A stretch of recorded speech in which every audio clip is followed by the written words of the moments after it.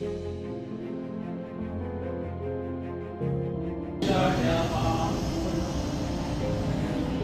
2-3 वर्षापासून येत होतं की कवितांवर आपल्याला असं काहीतरी केलं पाहिजे जे तरुण पिढीला जोडलं जाईल, त्यांना आपलंसं वाटेल. कविता बोलवते आहे तिची हाक ऐकूया.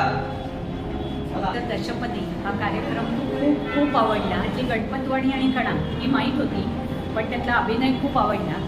अंतरिक्ष ही जी कविता होती ती आजच्या काळाशी जोडलेली म्हणून खूप आवडली.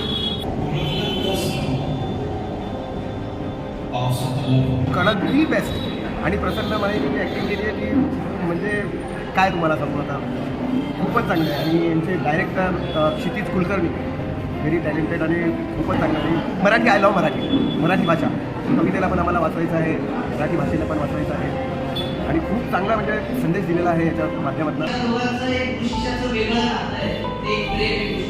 श्राव्य माध्यमाद्वारे ही कविता सादरीकरण असल्यामुळे हा निश्चितच स्तुत्य उपक्रम आहे.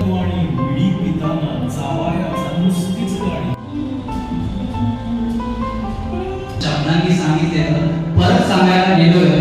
कवितेच्या आरशात आपलं स्वरूप, जात धर्म भेद वगैरे न मानता आपण सगळेच मराठी आहोत असा विचार करूया.